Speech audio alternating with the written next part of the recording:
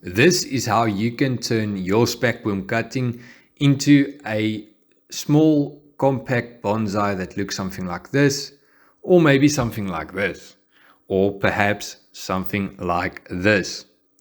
Now I'm going to give you the formula that I used to do this, and you can then decide when to apply or how to apply it. First, we want to start off by clearing all the lower growth and expose the trunk.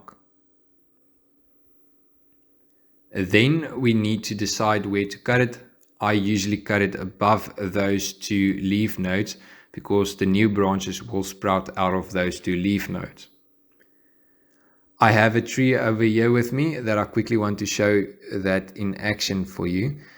That was the place where I first cut it, and then those two branches sprouted out of the leaf nodes over there. And then that branch was pruned again, and that formed two new branches. And then I did it again and again and again.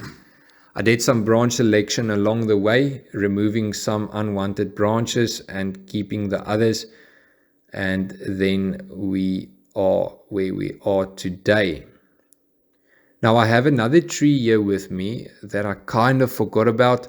It was left in the shade, so the leaves are a bit big, but we'll manage.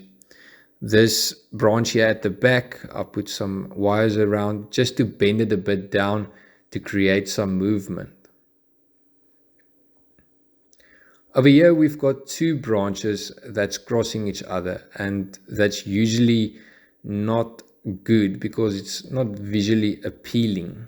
So you'll need to remove one, and this is really just personal preference. In my opinion, this branch is a bit too big, and the smaller one is in a better location. So I'd rather remove this bigger branch and keep the smaller one.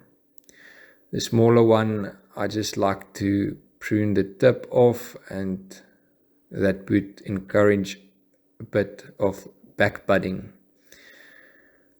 I just want to show you this, keeping the principle in mind of the leaf nodes. If you want to change the branch direction, you simply prune it in half, and the leaf node that you keep is where the branch would go. So for example, if you prune it like that, the branch would sprout out the bottom part and the top part was cut off. So that's how you change the direction.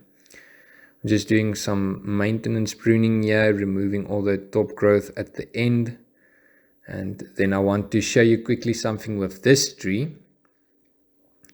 You want to always imagine what your tree must look like when you're pruning it. So I draw imaginary lines in my head, kind of like when you're pruning a hedge. Whenever the growth is outside those lines, you want to prune it off. So in summary, just have this principle in mind that the branches will sprout out of the leaf nodes. So when you cut it there, it would form new branches.